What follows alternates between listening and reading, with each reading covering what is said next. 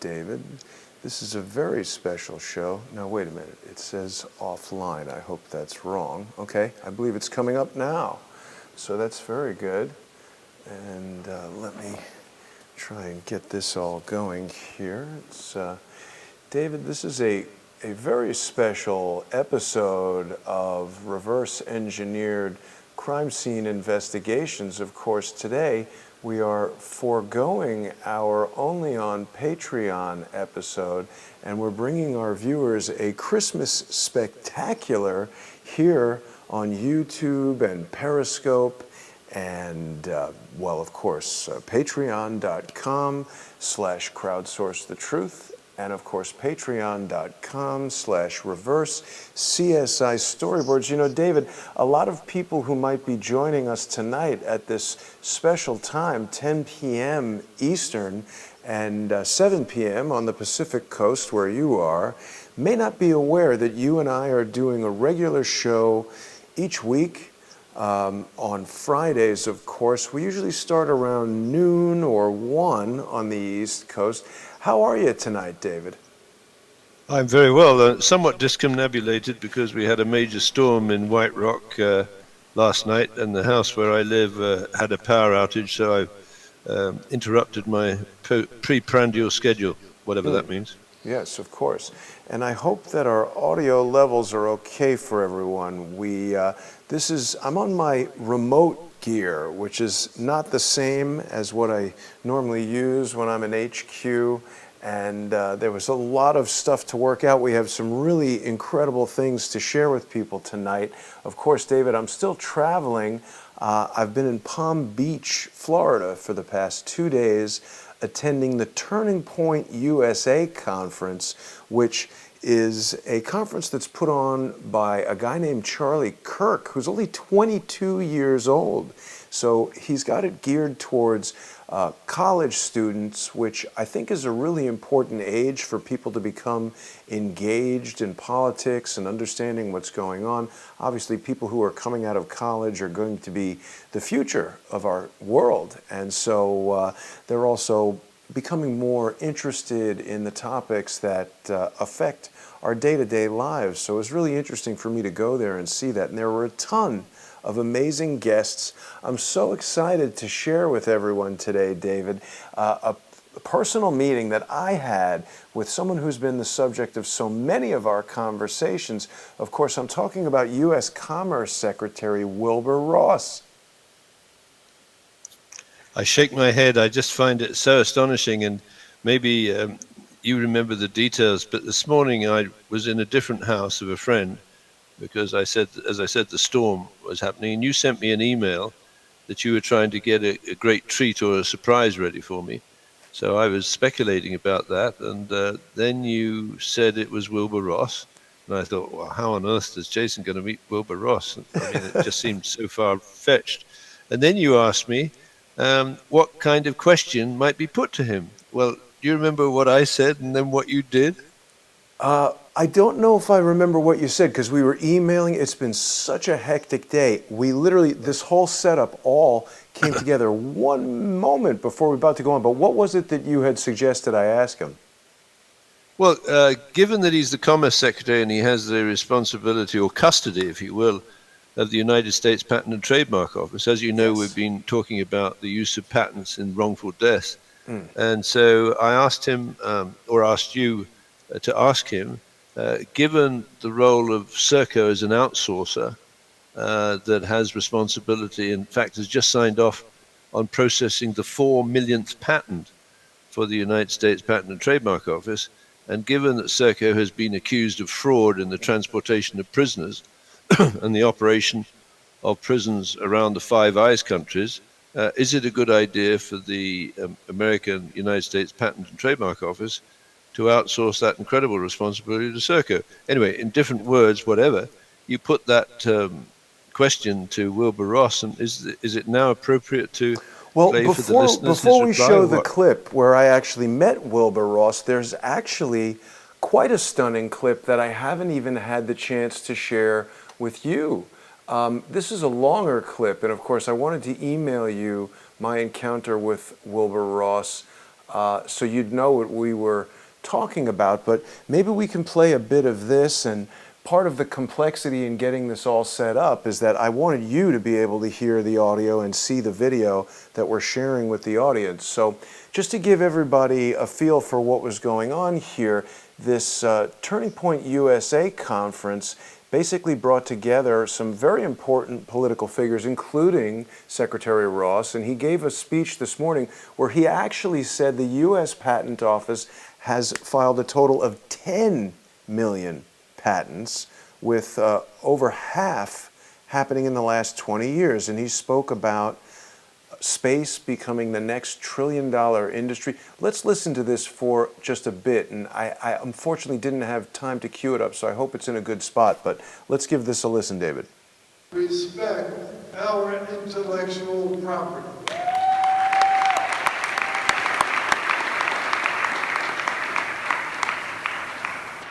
The President and I recently had the great pleasure of signing the 10 millionth patent granted by the U.S. No country, thank you.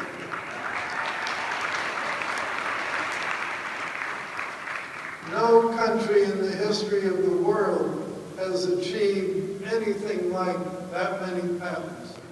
And what's amazing, over half of all those patents were within the last 20 years, because the pace of technological change is accelerating to the benefit of everyone in this room.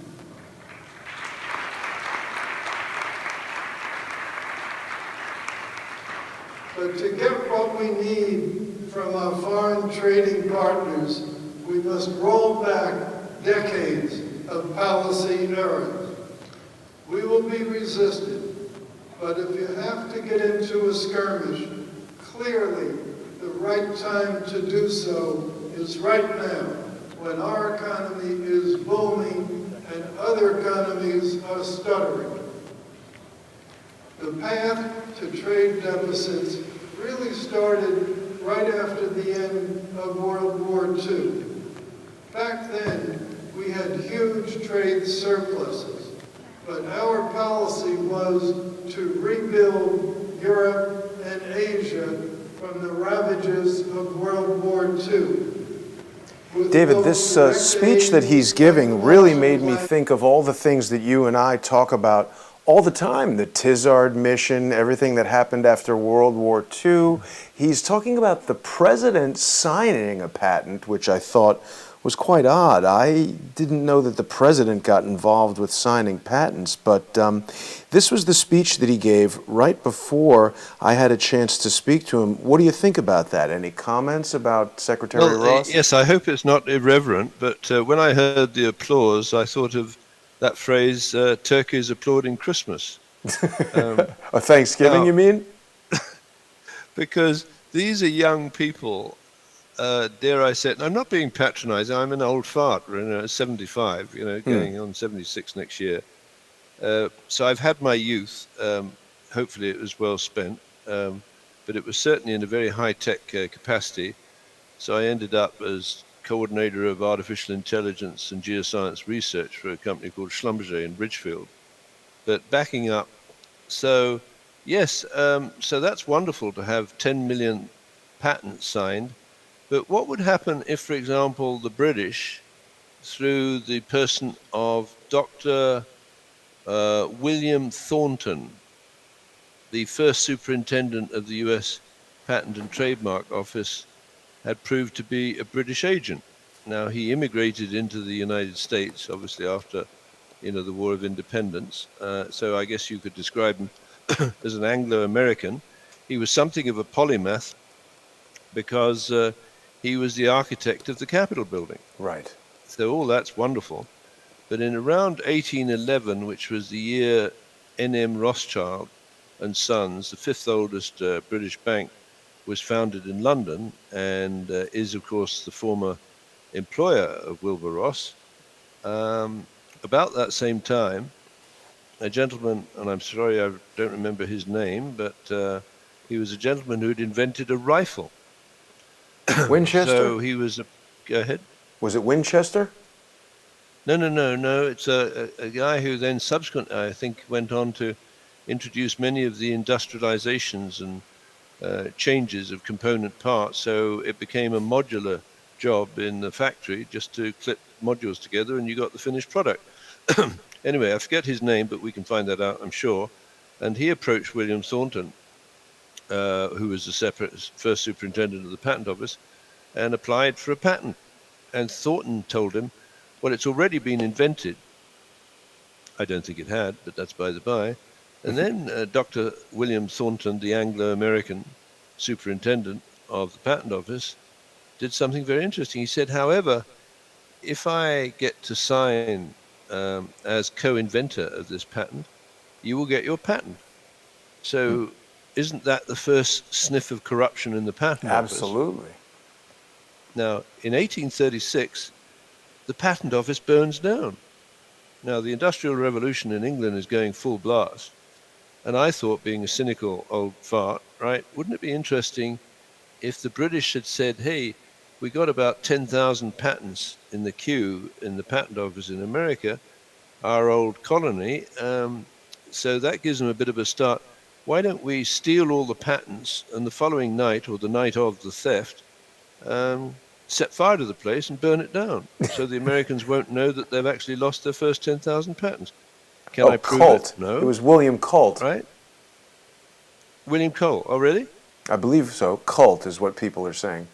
Well, Jason Excellent, Colt, but I think they're calling my attention to the fact that it's Colt. Thank you, Sparky. Someone in the chat room had it. Okay, and this goes absolutely to the core of yours and my relationship as developing over the time, because what I think you and I can do uniquely in the whole history of crime scene investigations, we can do real-time discovery. You just asked someone in the chat room to come up with an answer, and they've come up with it. I've no reason to doubt it. But the point is, that ability to do online discovery, it's not widely shared amongst the talk show community, right? Right. And so, and you got a fantastic gift with the graphics. So there you have me with the Santa Claus hat. I'm not sure that when and if Wilbur Ross or Robert Mueller, for that matter, because we're going to come to him in a minute, see me in a particularly Christmassy light, but that's all right. They're grown men, and they can take care of themselves, and I do believe that they actually do take care of themselves on a regular basis. But that's perhaps a snide remark. But anyway, back to the patent office. So in 1836, I think it was then, the patent office burns down, and 10,000 patents or applications, copyrights, models, trademarks disappear. But did they disappear? Because if you look at the Industrial Revolution in the United Kingdom, that's going gangbusters. Why wouldn't it be supercharged with a little infusion of American inventiveness, right? So fast forward, as America has invented and filled up the patent office with the series of ultimately what is the 10 millionth patent that was signed, but I imagine he signed it, that is President Trump, on behalf of the patent office. So it was just a formal sort of ceremonial recognition that the United States had filed 10 million patents. But my concern is, and that was the gist of the question you asked, and maybe we can go to, is this now an appropriate time? Now seems like to go a to great that little time. clip? Because to me, that clip is absolutely staggering. Well, thank you. And of course, there are people who are asking, is Wilbur Ross actually going to be a guest tonight? And the answer is yes. I would not clickbait people with something like that. He is a guest by remote video, and let me go to that right now, David. This was recorded just earlier today. Who are you? My name is Jason Goodman, sir. I have a website called Crowdsource The Truth, and I was really interested to hear your comments about the 10 millionth patent, I think you said was signed, and increasing. So what can you say about the British company Serco's control of the U.S. Patent Office? Is that a factor at all? The U.S. Patent Office is a U.S. government agency. It manages itself. And it has been doing a very good job influencing other governments to adopt a similar system. Part of the problem with the developing countries they don't really understand patent law. They don't understand how to do it. So our patent office has been helping them. Right. But We just got a minute if you want to ask about space. Otherwise, we're in a hurry. well, it's mostly the patents and everything to do with this company, Serco. On their website, they say they control the U.S. Patent Office. Is that not true? I don't want to talk about Serco. That's not what I'm here to talk about. If you want to talk about space, I'm happy to talk about it. All right. Call for you now, sir. Okay. Thank you, Secretary Ross. Not interested in talking about Serco. Okay. Sorry. You know, David, when they say we have a call for you now, sir, that's Jason, F.O. And that's actually the exact same thing that happened when I tried to speak to Eric Braverman at Oxford. Remarkably, the moment I approached him, he received a phone call. So, to be honest, I had approached But it wasn't me. No, right. The ample security that was with Secretary Ross, and I told them I wanted to speak about the patents related to space. I will post later, David, that whole speech that he gave so everybody can listen to that. He was talking about how space was going to become the next trillion-dollar industry and that the United States is leading in space through private industry, the patent office, the patents related to that. So I did want to ask him about patents related to space, but the first question was about Serco and how it controlled the patent office. If he would have allowed me to ask, and had he answered that question, I would have gone on to space. And also, David, of course, I wanted to ask him, I was very interested to ask him about all the things you've told me about, including Kappa Beta Phi. I found another pretty interesting article about Kappa Beta Phi in the Business Insider. I think previously you and I have looked at a Kappa Beta Phi article that was in the New Yorker or New York Magazine or something like that. But here in this article, it's talking about Trump's, this is from 2016, and it says Trump's new cabinet pick, Wilbur Ross, reportedly served as the head of a secret Wall Street frat. And, this talks all about the Kappa Beta Phi, how he is the grand swipe.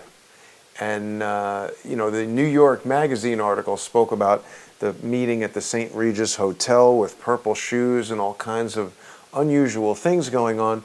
But we never quite got to that. This is, sorry for my ADD, David, but there's a Back to the Future hovercraft that we can check out later. But back to Wilbur Ross, he didn't answer. I don't think he would have told me anything about Kappa Beta Phi. He didn't even want to talk about Serco. What do you think of that response? Well, I think it's absolutely marvelous. I think I use this phrase, this is the most important question never to be answered by a non-barking dog. Does that show how convoluted my brain is? Yes. Right? One of the most famous clues in sleuthing, or fictional sleuthing, is The Hound of the Baskervilles, where the dog doesn't bark because the burglar is the owner of the house and the owner of the dog, right? Which reminds me of a little story with my brother. He had two house dogs. Scotty dogs, as I recall. Yeah, Scotty dogs. And I was out on the town, and I'd come back, and I'd lost the key, and I'd put my hand through the door to try and move the slip chain, and my hand was vigorously licked by these two damn Scotty dogs that are supposed to be guarding the house. I said to him, this is useless. You've got important antiques, and your dogs are useless. And he sort of looked at me as, I don't know. Anyway, but it does indicate that this guy, Ross, right, he is the de facto custodian of the Patent Office because he's the Commerce Secretary, and the administration of the Patent Office comes under his bailiwick or his jurisdiction, right? But he's not interested that the last 4 million patents have been processed by the British company Serco, which has been accused of fraudulently transporting prisoners and operating prison systems in the Five Eyes countries, where their clearance, very interesting, and that would be a major crime, they were cleared because the City of London police, which goes back to the Roman times, that's the beauty of this stuff, Jason, is the historicity, if that's the right word. There's a continuous thread of the City of London getting hold of these important technologies and exploiting them to run the biggest empire the world has ever seen. Yeah. And many people say to me, oh, the British have finished. And I'm saying, don't believe it. They're more powerful than ever because they've tricked the Americans into letting them operate the Americans' patent office, which is even better than burning it down in 1986, because now you can cherry pick. And if you go through the announcement, yeah, exactly.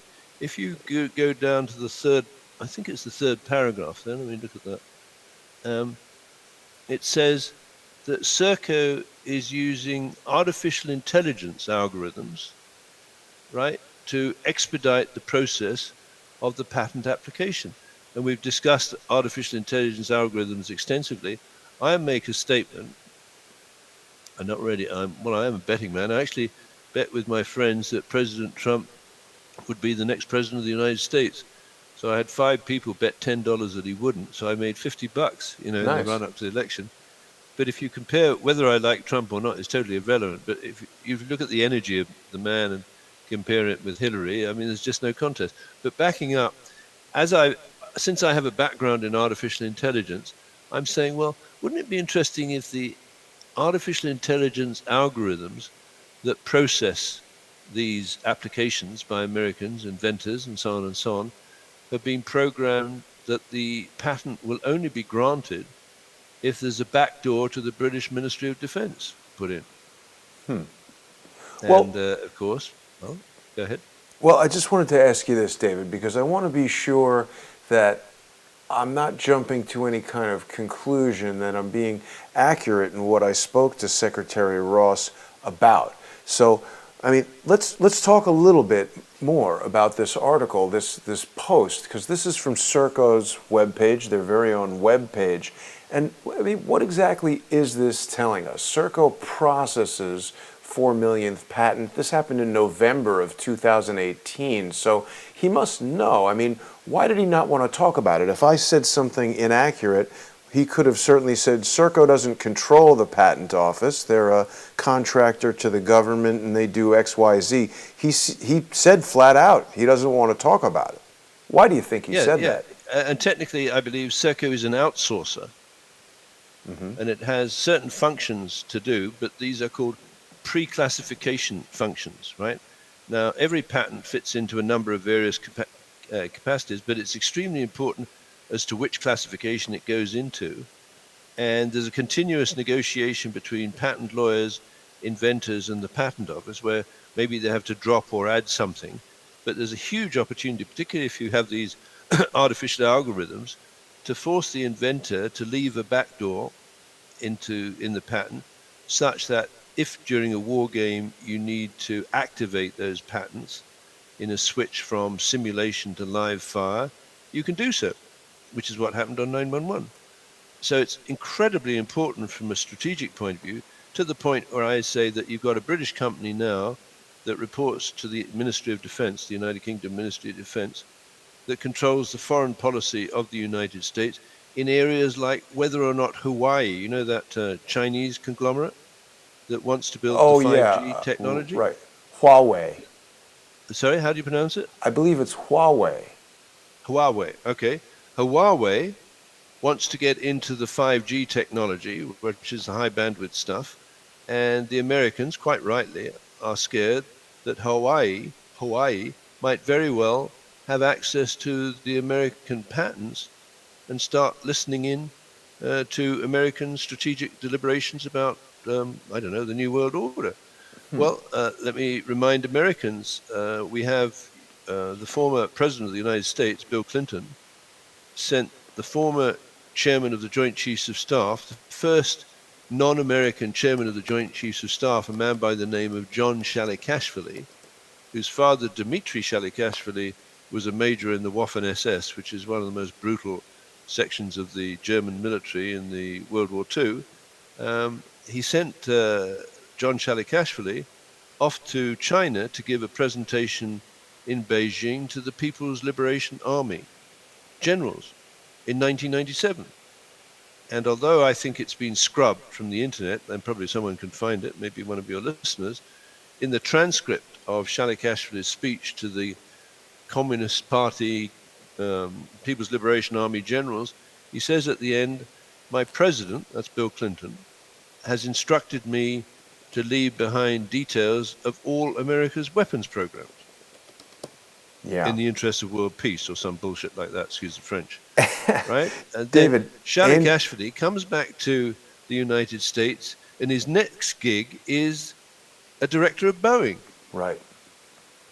Right? So then Boeing miraculously decides to move its headquarters office from Washington State near presumably its production facilities. And if I was the chairman of Boeing, I would never allow the headquarters of this company to move away from the production, because I would want my directors on a regular basis to be walking around the site and the plant and talking with the workers and trying to understand the internal dynamics and the emotional loyalty of the company and its efficiency, but not send the headquarters to Chicago, which is Obama land and the Chicago outfit, right?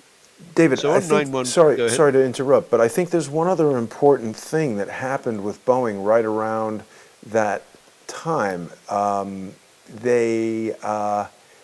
They merged with McDonnell Douglas. I saw a documentary about the construction of the 787, and they merged with McDonnell Douglas, and it was a real corporate culture clash, because apparently Boeing's corporate culture prior to this merger was extremely focused on safety, quality. No product would leave the factory until it was checked, double checked, triple checked. And McDonnell Douglas apparently was much more focused on satisfying shareholders as a corporation.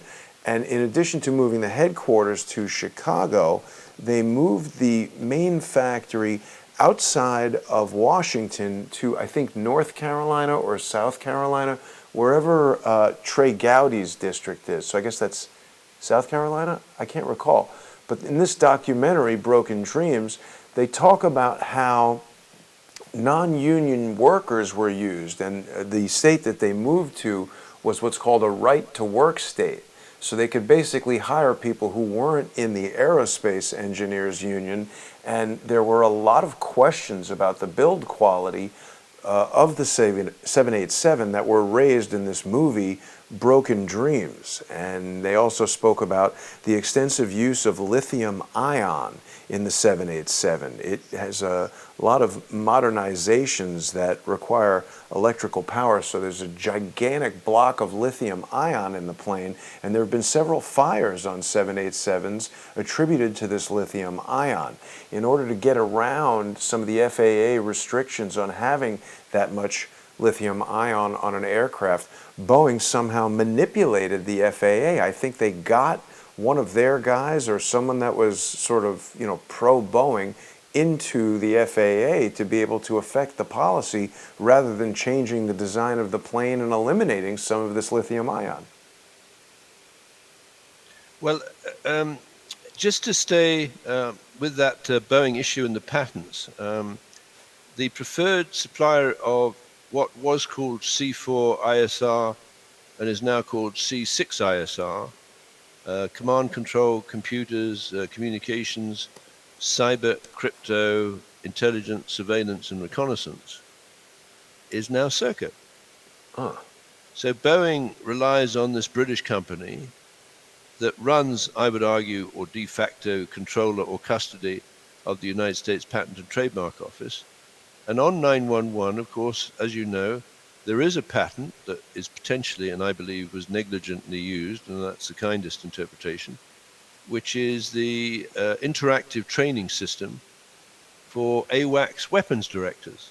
And if you look at that, and you have previously done that, you can see that there is, in the schematic, there's a switch that allows you to go from courseware, which I think is for training an individual, right, to simulation, to live fire. Mm-hmm. So if the custody of the patent office and these kind of patents falls into the wrong hands, and I'm alleging it's harder to imagine wronger hands, that's not very grammatical, than Serco, it means that Serco's shareholders, and I'm going to come to that in a minute, who were meeting on the 47th floor of the North Tower on the morning of 9/11 have the capacity to switch these patterns from training mode, as in an exercise called Global Guardian, through to simulation, where everyone participating in the simulation may be acting in a perfectly moral and ethical way in the belief that they're learning how to respond to a surprise attack. If, however, a small minority of those people, let's call them the red team, they're switched into a mode where they can communicate over the Federal Bridge, and the blue team defenders are switched out of the Federal Bridge so they can't communicate with each other, you now have the distinct possibility that the plane can be taken, or the planes can be taken off their regular en route airway and flown past the defenders' blue team defenses, if you will, into targets. And let me remind Americans what those targets were. Yeah. There was the Twin Towers, quite obviously. There was the Pentagon's U.S. Navy Command Center, which in my unschooled book, because I'm not a military guy, I find it hard to imagine a more strategic target, military target, than the Pentagon's U.S. Navy Command Center, because that's the target, that's the asset that basically allows in real time the American president to communicate with the battle groups associated with the, what is it, the 11 nuclear-powered aircraft carriers flying, going around the world. And each of those aircraft carriers has, there's a special word for it, but a whole fleet of defending, I don't know, submarines and frigates, etc., because one can imagine a nuclear-tipped torpedo that hits one of those targets basically could end the career of a $10 billion asset and kill everyone on board. Now, if you imagine that the command to those aircraft carriers is interrupted, decimated, or obliterated, which it was on 9/11, the question we have to ask ourselves is, what facility is there to jump into the gap created by the obliteration and the murder of 125 staff in the Pentagon's U.S. Navy Command Center? And I'm saying, well, there is only one, and that, I think, is the Boeing AWACS aircraft, of which I think 78 were sold around the world, because they can now switch. I think they call them the doomsday plane, because now you have an aerial command center that's extremely difficult to knock out, but your ground command center has been obliterated. Now, That's highly David, strategic. let me ask you a few questions to elaborate on what we're talking about here. First of all, in our chat right now, Andy Shin is asking if we think that this cat, Wilbur Ross, is New World Order. I think so. He was an investment banker with N.M. Rothschild, and he's the grand swipe of this highly mysterious Kappa Beta Phi. You've told us about how he bailed out Donald Trump. And I mean, frankly, he's not much older than my father or yourself. And to me, you guys are very sharp. Wilbur Ross didn't deliver that speech as smoothly as I would hope someone would. And he seemed very much like an old man to me. Well, he's ancient. He's even older than I am, right? But I don't think he has the record that I have of being associated with these cutting-edge technologies, which are still considered cutting-edge. Artificial intelligence, it's somewhat of a resurrection, because I was pioneering artificial intelligence in 1981, working at Schlumberger. I wrote a paper called An Analysis of Expert Thinking that was published in the International Journal of Man-Machine Studies in 1983. It was 47 pages, and I repeated again and again how dangerous it was to hand off the totality of the solution to the problem to the computer. You've got to keep the human being with their unique abilities to recognize subtle patterns that spoke, and the back chat, and I can't hear the words. That was the most incredible piece of, what do you call it, video journalism, I think, ever, bar none. Which was? Because you had one of yours with Wilbur Ross. Wow, thank you, because of what he didn't say. Thank you. I think you whether you know it or not, I think you changed history, because, like I said, It's the most important unanswered question by a non-barking dog in history. Now, Wow. let me just back up to that. So we've talked about Kappa Beta Phi extensively. So Yes. the British, it's popular, the myth is that the British lost the Revolutionary War to its colonists in 1776, right? Yeah. But the British are not dumb. Um, they have run successfully an empire that may have started in the 16th century, but certainly when, I think 1601, when the British East India Company. So let's ask ourselves, did they really lose that war? Or did they just change the structure of the new colonies to be run by, well, 1776, a couple of secret societies where they controlled the secret societies? The Yeah. two secret societies are called Phi Beta Kappa and Kappa Beta Phi. And the footprint of those two secret societies, they're the originals, was all across the United States, in every state, as I understand. But the Kappa Beta Phi shrank to, I think there's one chapter left, and that's the Wall Street chapter that was formed at the beginning of the Great Depression. Is that what, 1927 or 28? Well, I think 1929, but Okay, I'd have to look it 1929, up. about then. And that's the Wall Street secret society to which Wilbur Ross belongs, or belonged, in the capacity of the grand swipe. Now, in English slang, swiping something is stealing it. Right.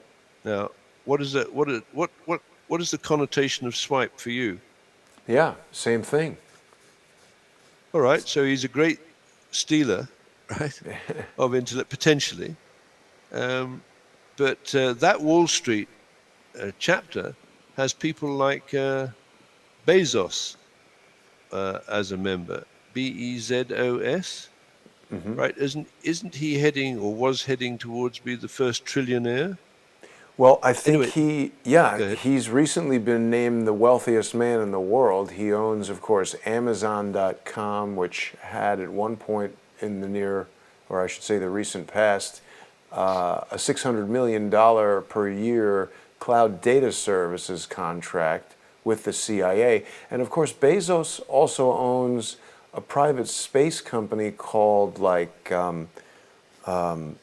maybe Blue something, or I forget the name of Jeff Bezos' space company, but it's, a competitor with SpaceX, owned by Elon Musk. And it's interesting as we talk to think about how focused Wilbur Ross was in his presentation on space being the next trillion-dollar industry in the United States, being back at the forefront of space through private industry. He was talking about how under Barack Obama, the United States had to pay the Russians to fly U.S. astronauts into space, and it was like $75 million each time we did it, and that the United States was paying to build the Russian space program. Well, the United States now is paying to build the Chinese spyware.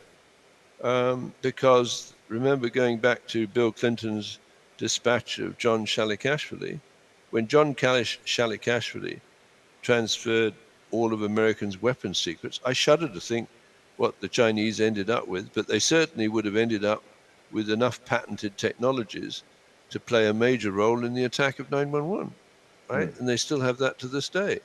Yeah. So going back to Kappa Beta Phi, the flip one of, and it's the reverse, obviously, Phi Beta Kappa, that's together with Kappa Beta Phi, the oldest secret society in the United States. And that has, I believe, 17 presidents, including Bill Clinton, 38 Supreme Court judges, and over 120 Nobel Prize winners. There was an interesting thing that happened in the Supreme Court today, David. The Chief Justice sided with the liberal members of the court in basically rejecting Donald Trump's asylum ban, what was previously called the, I forget what they call it, the anti-migrant, law or whatever they were calling it. So that's interesting, all these connections that, through Kappa Beta Phi and Phi Beta Kappa. David, I'm sorry to be interrupting you, but I do want to take a moment to remind everyone that this is a very special David Hawkins Christmas Spectacular that we're doing tonight. This is an unusual time for David and I to be broadcasting. I do want to remind everyone that David and I have a normal show that we're doing every Friday in the afternoons at about 1 p.m. Eastern, usually around noon or 1. And it's very important that viewers of Crowdsource the Truth support David and sponsor him financially. I couldn't do this show without David, and we're all learning so much about Wilbur Ross, our own Commerce Secretary. People can go to patreon.com/reverse CSI storyboards and sponsor David. Normally this program can be seen there, and also on patreon.com/crowdsource the truth, of course. And David, there's one other thing I wanted to let everybody know about Patreon. I'm not sure if this is Patreon that started doing this, or perhaps it's Vimeo, which is the video service that I use for Patreon. I don't know if people can see this, but it started recently. There's this, oops, perhaps I've just made it go away. There's this little thing, whenever the videos come on now, David, they have a button at the top. I just tapped it, but it says tap to unmute. So for some reason now, when the videos come on, there's no sound, and I get a lot of people coming into the chat saying they have no sound. So if you're watching on patreon.com/crowdsource the truth or on patreon.com/reverse CSI storyboards, you may encounter this situation where you need to activate the sound when the video first starts playing. So I don't want people to run into any confusion with that.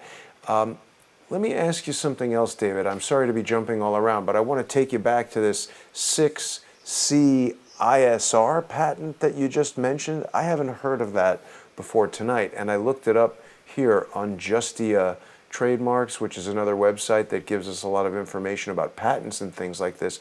Can you see that it says the status is 645, final refusal mailed?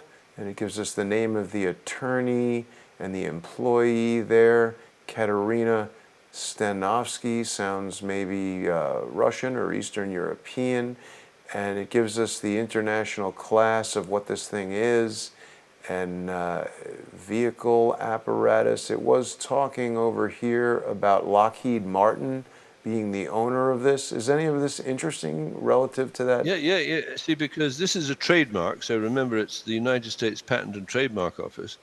So trademarks can be extremely valuable, obviously. And you've got an acronym there with C4 ISR. That, I believe, was widespread. No one attempted to trademark it. But then they added a couple of C for cyber and crypto. And I think if you search, you'll find that Serco has glommed onto it, like a rat up a drain pipe, as they say, because Serco is now saying it offers C6 ISR service. Now, the great tragedy or threat for the United States is if Serco is providing C6 ISR services to Boeing, it's in a position, since it controls pre-classification in the patent office, to string together a set of patents on a Boeing AWACS aircraft, for example, and switch through a war game or an exercise like Global Guardian or Amalgam Virgo from courseware to simulation to live fire, and suddenly America finds itself in a war, theoretically with the guy hanging about in a cave in Afghanistan, but the reality is 911 was an exceedingly sophisticated paramilitary attack that had 4 strategic targets identified, and by the grace of God, that 4th plane, United 93, left 41 minutes late. Otherwise, it would have hit its target in Washington at the same time as the Pentagon, which did enough damage to America's credibility, because that particular one took out the Pentagon's U.S. Navy Command Center. But the 4th plane, I believe, was going to target the Capitol building. Now, why do I say that? Because there was a script written for the exercise called Amalgam Virgo of the 1st and 2nd of June 2001, where a plane, as far as the script was concerned and the simulation, was hijacked over Alaska, flew south over Abbotsford in British Columbia, continued south, turned east, and lo and behold, the target was Dr. William Thornton's Capitol building. Yes. And my understanding is that was a joint meeting of the House. And when these clowns say, oh, this was a total surprise, well, maybe they should look at the briefing document of Amalgam Virgo, because there, lo and behold, on the front page of the briefing document is Osama bin Laden's mugshot. Right. Right. So they actually had live fire rehearsal, which didn't switch to live fire. But the purpose of the rehearsal was for the people looking, and I believe we come to this woman, Joanne Isham, who is 25 years with the CIA and the de facto founder of the National Imaging and Mapping Agency on the 1st of October of 1996. And the technology of NEMA would have allowed her to have a real-time battlefield view of the carnage in Washington and in New York, and track every single asset on the red team and every asset in the blue team, and use these technologies. In fact, I think this was this mobile radio data system invented by McDonald Detweiler to move the bad guys through, so to speak, police lines or the United States Air Force, with the police and the United States Air Force stood down in an attempted overthrow of the American government. Now, David, just as we're speaking, I've found something rather interesting. It seems that Joanne Isham, in addition to being part of the National Geospatial Intelligence Agency, may also be the proprietor. Yeah, she's the president at Isham Associates, LLC, which I guess is a private consultancy of some kind. That's interesting, isn't it? Oh, yeah. I mean, Joanne Isham is really interesting because she's now a director of Maxar. So when Wilbur Ross gets up and says, well, the future is in space, and that's where we're all going to get our satellites, Maxar is the new name for McDonald Detweiler and Associates. There's a number of companies under that umbrella, including Digital Globe, I think, and SSL, which has the small satellites. Excuse me. And SSL has an arrangement with Nanowave in Ontario, which has high-powered microwave transmitters, which some of them, or some of their technologies, are patented. And as we discussed, if you point several satellites with high-powered microwave transmitters at the roof of a house in paradise, inside that house, you're going to get sparks across the electric cabling. Those sparks are very hot, and that would be consistent with the obliteration of the house. And if your satellites are not pointing at trees or are not pointing at a building, those trees and the buildings nearby are going to be untouched, which is exactly what you see with Paradise. Right. Over to you. Now, David, let's take a look. I'm on the LinkedIn page here for Joanne Isham, and it's got her experience listed going all the way back to 1977. She spent 29 years as the Deputy Director for Science and Technology at the Central Intelligence Agency.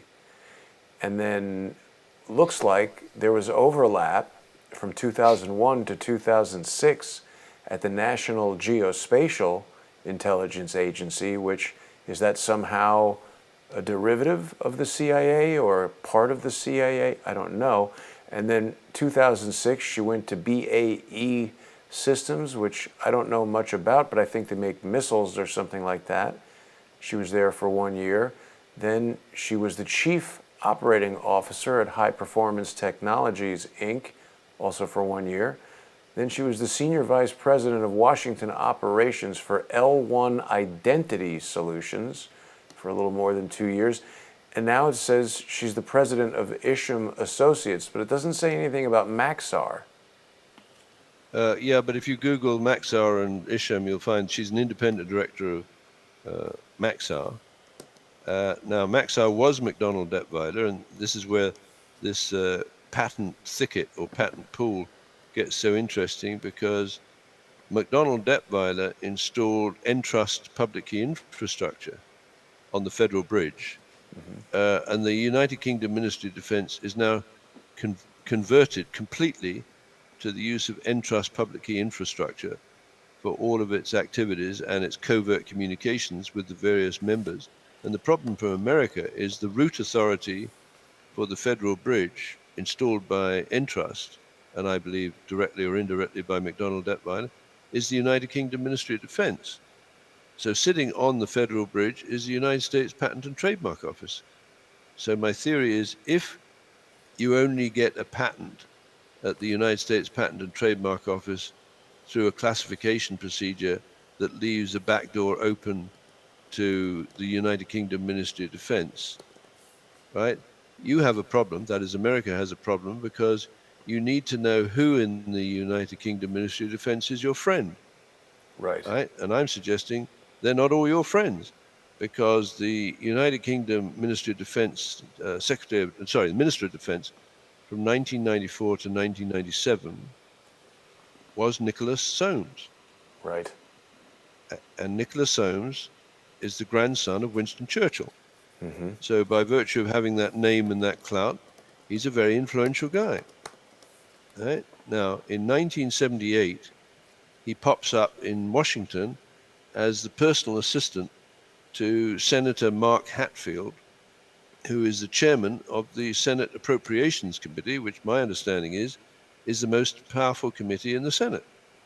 Yeah, right. So you have to ask yourselves, why is this guy personal assistant to the most powerful, the chairman of the most powerful Appropriations Committee? Because you go to the Appropriations Committee for the money to build the wall. Exactly. Well, or anything. Or anything. So Trump, whether I like him or not, is surrounded by alligators, right? Because they can thwart him at every turn, and they can frame him. Because part of this process, and you and I don't know if you want to touch on the Mendenhalling of Christine Marcy. Well, before we get to that, I wanted to just point out that it is a Christmas bonus, isn't it? Right? It's a Christmas bonus, and also Nicholas Soames, he reminds me very much. Have you seen the Monty Python film, The Meaning of Life, David? Yes. This scene where Mr. Creosote goes into the French restaurant. I don't know if I've ever laughed harder in the cinema than when I saw that film for the first time. But joking aside, so wait a minute. This guy, Nicholas Soames, isn't he somehow in the British government or the royal? He was the secretary. He was the Minister of Defence in the British government under John Major. So what the hell is he doing working as an assistant for somebody in the Senate? Well, exactly. So prior to that, 1978. He's in Washington as personal assistant to Senator Mark Hatfield, chairman of the Senate Appropriations Committee. Well, personal assistant, it's a bit like, how shall I put it, Huma Abedin interning with Hillary Clinton. You get a certain, dare I say it, insider view of the woman. Sorry, you know my sense of humor. I don't mean any harm. No, I like it. What I'm saying is, it's the same as Reggie Love, who's Obama's body man, right? And of course, whether that conjures up security, I don't know. But I'm saying that I believe the security of the United States of America is a joke. You've been totally penetrated in every major arm of government, and what Trump should I'm just going off on an aside here, one of the first things he should do is call in the heads of his 18 intelligence agencies and say, I want to winnow it down to 2 or maybe 3. Why should you continue to be employed in any intelligence capacity in the United States, right? Because how do you take advice from 18 intelligence agencies? It definitely does seem quite confusing. You know, it's interesting. As I Google around looking for Nicholas Soames and Mark Hatfield, I'm not immediately finding too much. I mean, normally you put in Mark Hatfield, Nicholas Soames, you would expect to see pictures of the two men together. If you go to the Wikipedia entry for Nicholas Soames, you'll find that he spent some time, 78, 79 or so, as a personal assistant to Mark Hatfield. Now, he He's lost a lot also of weight. worked. Oh yeah, he's lost a bit, right? It's Well, he amazing. needed to. Maybe he's reading some of the stuff you and I do. I don't know about that. So, okay, let's get back to Wilbur Ross for a moment. So, he definitely didn't want to speak about Serco. It's not like this is some obscure thing. That press release came out in November about the 4 millionth patent. You would think that Wilbur Ross, who's been in that job for 2 years now, and who's talking about the number of patents that they've signed, I mean, he must know about it, but he just didn't want to talk about it at all. He just wants to talk about space. Well, I can understand it, you see, because now you talk about the deep state, or people talk about the New World Order. Yes. The trouble I have with that term, it's so vague. You can't take the New World Order into court and sue them for wrongful death, right? Because who is it? So we need to find a proxy for the New World Order, and there may be an organization that identifies itself with the New World Order, or there may be people who have sworn an oath within those two secret societies that are bonded together, and maybe they don't use the term New World Order, but the public at large feels there is some kind of organization or secret society in the sense of what JFK was talking about that they need to attend to. So I've coined a phrase, and it's a very specific phrase, and it does allow, if it catches, if we can get it legs, instead of the New World Order, I like to call it the Serco Patent Imperial Trust. Now, what do I mean by that? Okay, on the morning of 9/11, on the 47th floor of the North Tower, Christopher Hyman came down from the windows of the World Restaurant, and anyone who didn't travel, he was at a breakfast meeting for the Risk Waters Group, so they had clients and employees. Anyone who didn't travel with him down to the 47th floor died. He comes on to the 47th floor, and he addresses a meeting of Serco shareholders, of which there are about 105, I think. Amongst those 105 shareholders of Serco, obviously they would be representatives, were 3 sovereign governments, that is to say the United Kingdom government, the Saudi Arabian government, and the Singaporean government, 10 global custodians, and we can come to that in a minute, but one global custodian would be, for example, State Street. Another one would be BNY Mellon. Another one would be Northwestern Trust. Northern Trust of Chicago. Interesting outfit, because in World War I, Northern Trust was the alien property custodian. So it had custody of all of the intellectual property of whoever was engaging in the war with the Allies in World War I. Now, what can a custodian do? Well, presumably by international law or the right of arms or whatever it is, it can take any one of the patents and use it against the enemy, which is what it did. So Northern Trust is a rather unique position. But to have 10 global custodians as shareholders of Serco, I find bizarre. You then have, and the only one state I can find is the state of California and its funds. Well, isn't that interesting? Because Serco is to initiate or activate a set of patents, for example, with that nanowave technology, and trigger the fires in the buildings in Paradise. And the state of California, of course, if it took one of these bizarre positions in a catastrophe bond, could make a killing, literally and figuratively, in destroying the homes of some of the residents of California. Well, and I think many people also feel that it's possible that there are other goals achieved there as well. It always seems like, these things that we're speculating about and discussing and creating a hypothesis to try to solve, they have multiple objectives. People have identified that the fires took place very much in the same kind of path of where they want to build this high-speed train.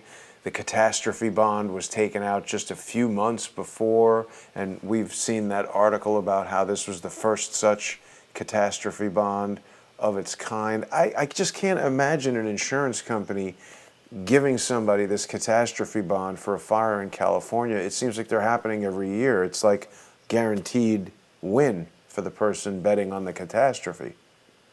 Well, going back to that term, Serco patented imperial trust. The trust, of course, is really the totality of all of the assets under management by those 10 global custodians, 3 governments. Well, the assets under management by the government of Saudi Arabia is pretty considerable, same with the British, right? Mm-hmm. But then there's a couple of pension funds where I think we can now find the elite. So you have the Teachers' Pension Fund of the United States and the University Superannuation Scheme in the United Kingdom, and these control or manage the benefits for retired faculty.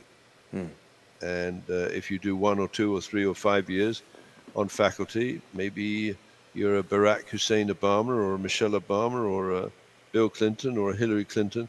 It means these pension funds are actually paying a benefit. So wouldn't it be interesting if they took an arbitrage position in a catastrophe bond?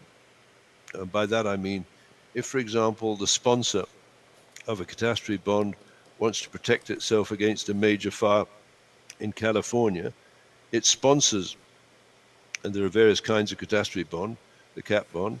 The investor is told the odds of having a fire break out at 8 different places simultaneously are infinitely small. So would you please put in several billions of dollars, right? And if wait, if let the me catastrophe understand doesn't what you're happen, saying, David. you Sorry to collect the interrupt. money from the sponsor. If Wait, the catastrophe does happen, you collect the money from the investor. So hang on. Now, so the money's, go ahead, sorry. I just want to make sure that you don't get too ahead of everybody because it's difficult to understand. So the arbitrage that you're talking about, this sort of simple definition says arbitrage is the simultaneous buying and selling of securities, currency, or commodities in different markets or in derivative forms in order to take advantage of differing prices for the same asset. So are you talking about somehow hedging the bet, like what I've just said is the most obvious, simply betting that there will be a fire in California is a sure thing, but you're saying that they make it a more sellable asset by saying, well, in order for this to pay, fires have to break out in all these places, and that makes it less likely? Is that it?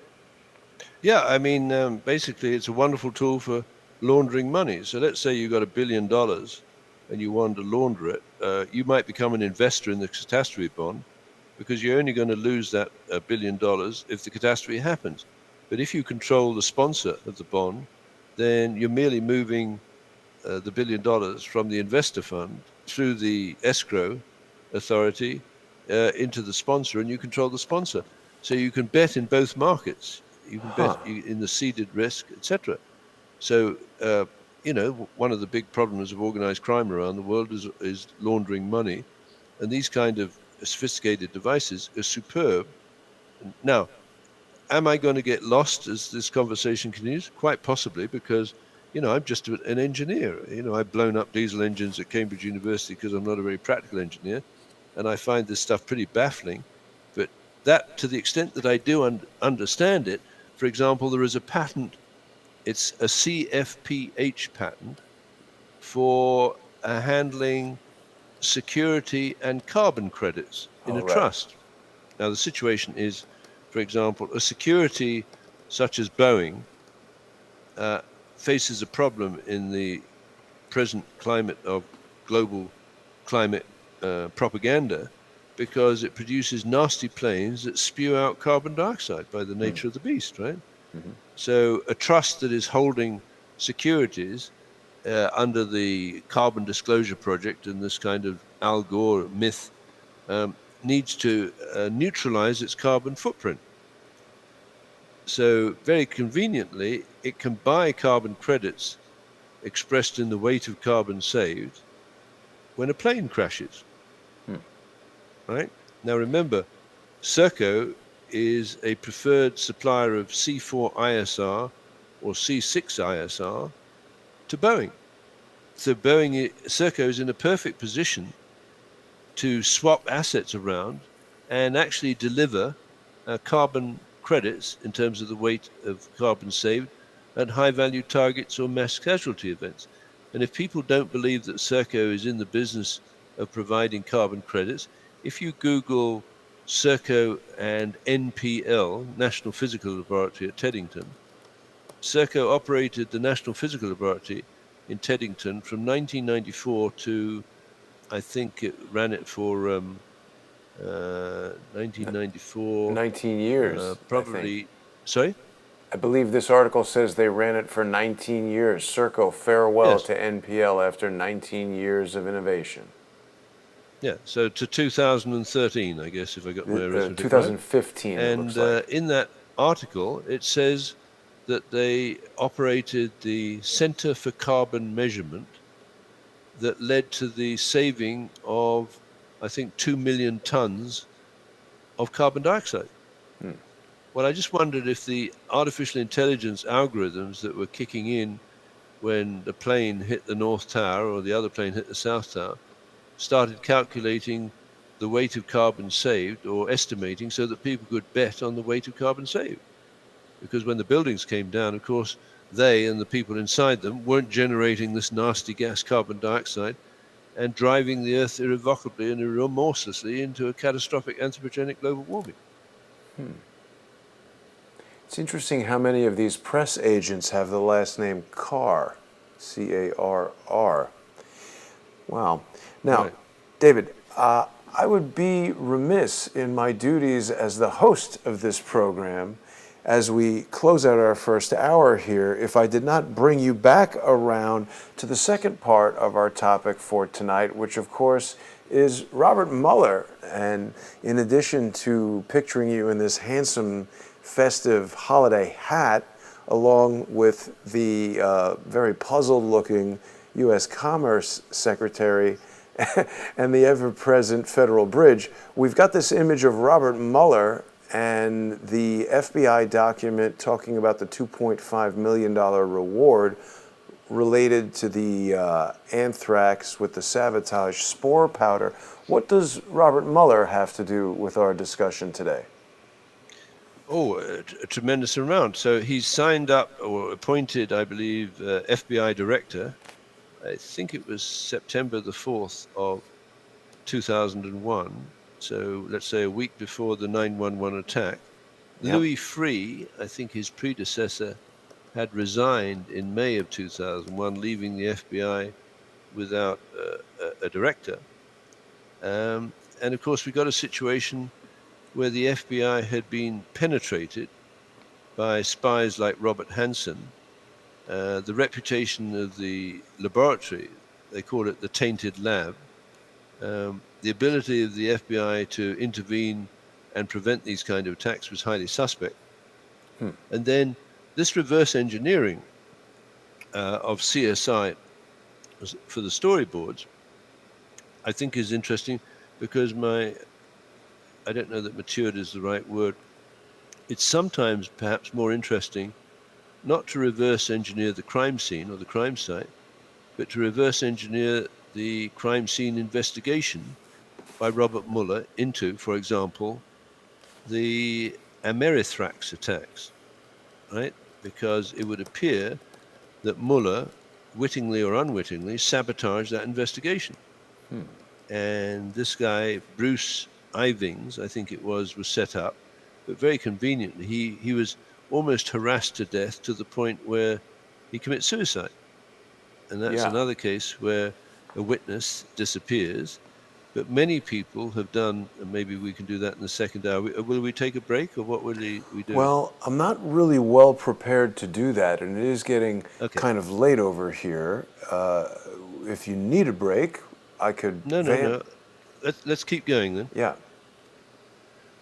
So, well, let's look at the technology available to Robert Mueller and his colleagues in the FBI and their colleagues in DOJ Pride. Now, I have friends who believe that they've listened to some of our shows and they think that I'm homophobic. So I'd like to make it clear I'm not homophobic. I am concerned that when Bill Clinton and quite possibly Phil McConnell's sister, Christine Marcy, who my understanding from Phil is that she's a lesbian, and her partner, Leonora Guaria, was chief operating officer of the Equal Employment Opportunity Commission, which had offices in building number 7 on 911. Right. Which they shared, I think, with the small business, i.e. Christine Wait, Marcy. David, I'm sorry to interrupt, but you've just triggered something in my head. Eleanor Holmes Norton, did we discuss last time that this woman who Yes. sat on Mark Meadows' panel was also part of the EEO thing? Yes, I think she was the chairperson for the Equal Employment Opportunity Commission. Of course, there are so many interesting avenues you can go down, it's almost impossible to stop.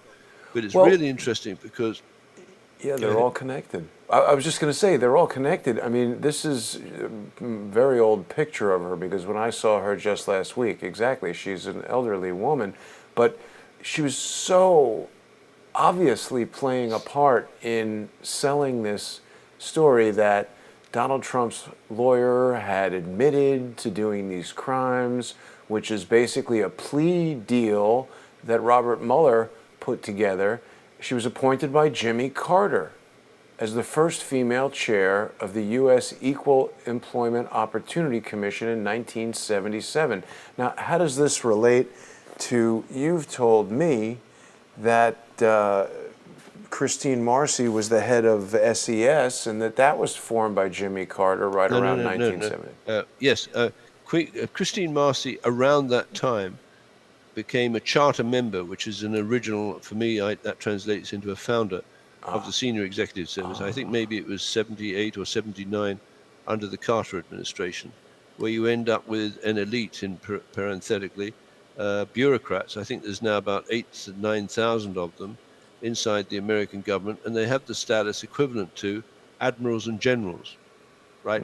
And they, administrations comes and go. Mattis apparently is just about to resign. Yeah, he's So all of resigned. these characters are falling by the wayside around Trump. He's going to be highly exposed soon because he's burning his contacts or his friends, but that's kind of by the by. But Leonora Guaria was the chief operating officer of the Equal Employment Opportunity Commission on 911, and Christine Marcy was the chief operating officer of the Small Business Administration in 911. And the Small Business Administration and the Equal Employment Opportunity Commission was in building number 7, a floor or so below or above the 25th floor, which was occupied by the Department of Defense, the CIA, and the IRS. And my allegation is that the CIA, Department of Defense, and IRS had pooled these patented devices to create the system that would support a man-in-the-middle attack on the United States by standing down the good guys, right, and standing up the bad guys. The Equal Employment Opportunity Commission and the Small Business Administration, basically as the dust settled, immediately launched a campaign to make sure that no nasty white men would accuse nice Muslims of having any role in the 911 attack. So there was a propaganda campaign that still exists to this day. And I don't believe it's a diversion, but what's very important is the number one social engineering protection entity in the world today is Kinetic North America. Right. And what that does, it hoovers around, I think I used that word the last time, looking at semantic and non-semantic information on the internet to see if there's anything that runs counter to the established wisdom of, you can call it the New World Order, I prefer to call it the Serco patented imperial trust, which says the world must stop nasty white men or their companies or their innovations from producing carbon dioxide, because that will drive, all the disadvantaged minorities into oblivion. Wow. So you've got a huge problem here, because not only are you dealing with a very sophisticated enemy in terms of the access to the military or police-grade devices necessary to pull off the attack, you've got actually another organization that is focused on spinning and spoiling, right, to take the public's attention away from the perpetrators and point it at whoever is a satisfactory target. And right now, I'm thinking that one of the satisfactory targets for these people is U.S. President Donald Trump. They're sabotaging him at every stage. Well, absolutely. And, what I'm thinking as you're speaking to us about this, David, is that is there some way that they're using these obscure, like certainly no one would think that the Equal Employment Opportunity Commission is any kind of government agency that could stage an attack or an overthrow of anything. But are you suggesting that somehow these agencies, it's just a matter of them getting to the federal bridge in some way and then utilizing their access to that to do these things? Yeah, absolutely. They partner up, for example. My understanding is Leonora Guarria and Christine Marcy were lesbian partners, even though nominally Christine Marcy had a husband called Eric Marcy, who was a prosecutor, right? They shared offices in building number 7, which, if you look at it strategically, was perfect position for a physical war room, and a virtual war room for that matter, with a bird's eye view of the attack as it took place. And as you know, Jane Stanley of the BBC announced that the building had come down when it was still standing over her left shoulder, as seen in the BBC. Right. And it came down 20 minutes later after announced. Now, immediately, the Equal Employment Opportunity Commission, that managed to evacuate all its people, well, nice for them, in safety, started a campaign, and I'm sure you can Google and find that, on trying to make sure that no one was attacked or blamed for that attack in the United States. So they started bleaching, for example, one avenue of analysis, which was there was a group of Muslims that had got into the country and had established sleeper cells, and I'll come to that, where the sleeper cells would have been very strategic. But lo and behold, a proper investigation by Mr. Mueller of the FBI should have been not where these people were traveling on the day of 9/11, but how they got their visas. And if he'd done his homework, and that's what makes me deeply suspicious about former FBI Director Mueller, he would have found that the United States National Visa Center had been outsourced to Serco in 1994. Right? So you've got the Department of Justice Pride organization that represents the LGBT interests or community in the FBI, the United States Marshal Service, the Bureau of Prisons, the Office of Justice Programs, the Alcohol and Tobacco, Firearms and Explosives. I'm arguing, and I'm not being funny or punny, that these people are bonded together to create a pool of common value, if you will, maybe you could call it a mens rea, that would lead naturally, in my opinion, to saying, well, heterosexual families and children are enemy number one. So these crimes, because if you imagine a mother with a newborn baby, these two beautiful creatures are spewing out carbon dioxide, which these clowns believe to be A, pollutant, and B, a driver of catastrophic anthropogenic global warming. So, the rationale for this Kaya identity, I don't know if you want to go through that in any detail, but essentially you can pay a hit team, a sabotage team, through the carbon credit scam corresponding to the weight of carbon saved at a high value target or a mass casualty event. Now, who would do the paying, or who would sabotage the crime scene investigation? I'm suggesting it's DOJ Pride. because they place a different value on heterosexual relationships and their families. Over to you. I mean, I don't know what to say. I'm looking at some images here from the DOJ Pride website. I guess this is some sort of, meeting, or this is the board of directors from 2011 to 2012. So, yeah, it's interesting. I mean, we've spoken about this organization quite a bit, and I definitely agree with you that, like, they have a bowling team, David. That's interesting. Right. I definitely agree with you that it's odd to separate out little subgroups within the Department of Justice. Oh, I guess the bowling team, they're not posting their pictures.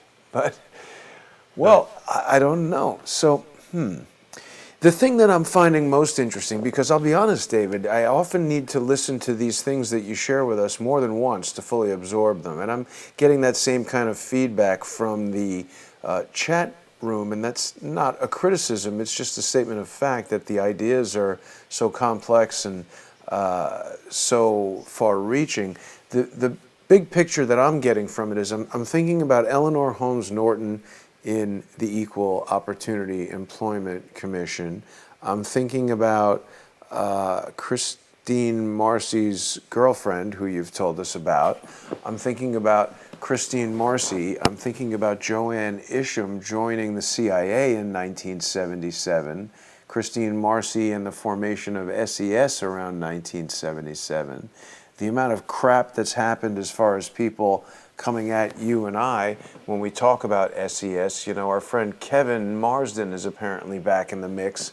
I haven't seen what he has to say, but apparently he told someone that I'm accusing people of being in SES. I want to make it clear, I don't know anything about SES other than what you have told me, some conversations I've had with other people about it. I have very little information about SES, and I have not and would not accuse anyone of being part of it. I don't know anyone who's in it or have any information about it, but it has come up a lot. It's been a real hot button issue, this SES. Right.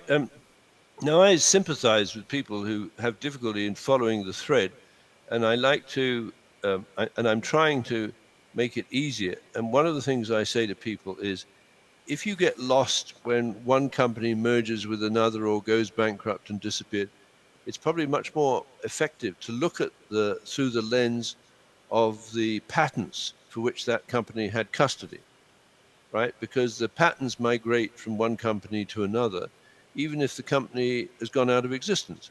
So, for example, Nortel Networks built for the Department of Justice a system called JABS, Joint Automated Booking System.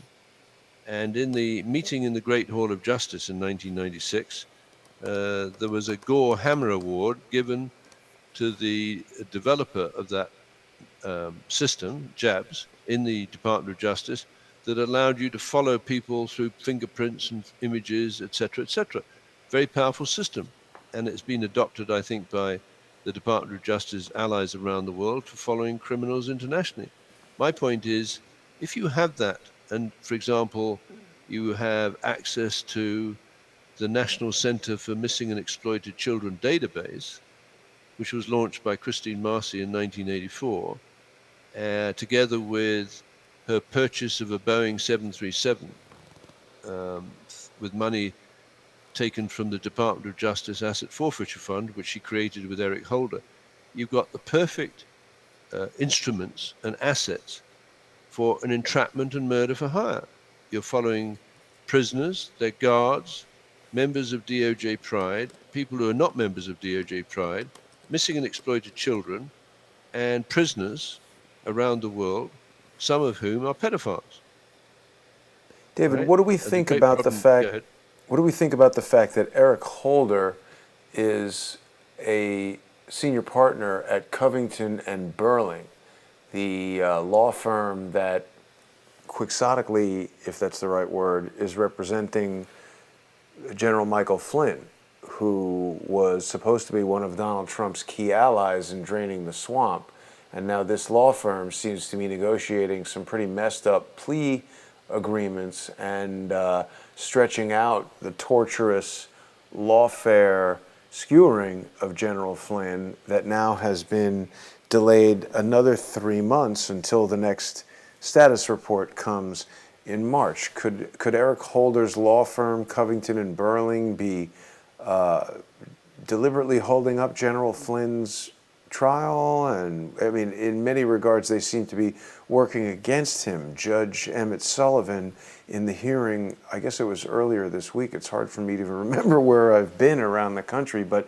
the judge seemed flabbergasted that the general did not want to withdraw his guilty plea given the new recent revelations where James Comey, the current FBI director, the former FBI director who was the FBI director when this interrogation of Flynn took place, Comey admitted in a television interview that he took advantage of the disorganization of the inexperienced incoming Trump administration to totally circumvent the normal process of contacting the White House counsel to schedule the interview with General Flynn, and just sent the agents in, basically entrapped Flynn.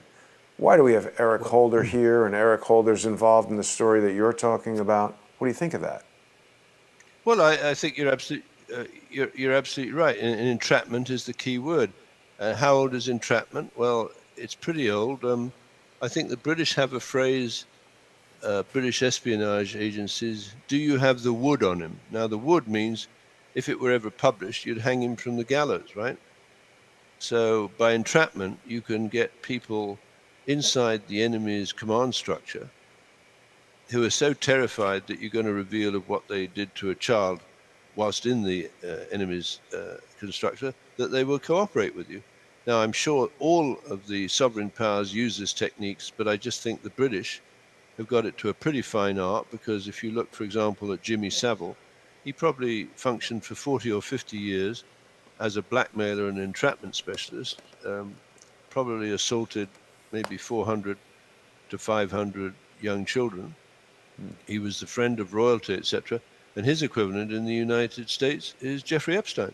Right. Jeffrey Epstein flew President Bill Clinton 20 times and Hillary Clinton 8 times, I believe, to that little St. John's Island, where you've got some bizarre images. For example, a dentist chair in one of the bathrooms of a chalet. I don't know what kind of thing is going on, but you've got young children out on that island. You've got an elite group of guests and visitors. I believe that Epstein has admitted there were secret cameras all around the place, and that was basically an entrapment and ultimately a blackmail and extortion operation. If you Google Serco, it's working with the United Kingdom police on face recognition of pedophiles. So you've got Serco running the United States Patent Office, you've got Serco running the National Visa Center, you've got Serco running the back office of Obamacare, you've got Serco running the Defense Ammunition, the United States Defense Ammunition Center, you've got it in equivalent roles in the United Kingdom. So basically you've got a private company, and I call it, that's been structured as the Serco Patented Imperial Trust, met on the 47th floor of the North Tower with probably $100 trillion of assets under management. And I believe that they were auctioning off carbon credits, right? But basically anyone who could deliver a weight of carbon saved by knocking the planes down or the buildings down could collect the money. David, it's so twisted, the story, but there do seem to be several people who have been involved in a lot of these things for a number of years. I'm glad we were able to add this piece today of actually asking Wilbur Ross the question, and him sort of, I don't think he liked me too much, David. What do you think about this image of Wilbur Ross looking at me? If you want to Google, because we talked about the EEOC, if you Google EEOC remembers September the 11th, 2001. Yep. The first paragraph, in the aftermath of the September 11th, 2001 terrorist attacks, the U.S. Equal Employment Opportunity Commission determined that special measures were needed to combat a backlash of employment discrimination against those perceived, based on their ethnicity, religion, or national origin, to resemble the attackers. 10 years later, the issues that caused the backlash continue, and EEOC remains vigilant. Does that make you feel warm and fuzzy? Not really. And it says the September 11th attacks also hit the EEOC directly. In addition to bringing down the Twin Towers, the assault destroyed a nearby office building that housed the EEOC's New York district office, though all EEOC employees were safely evacuated. That's building number 7. Yeah. That was the command center for the attack.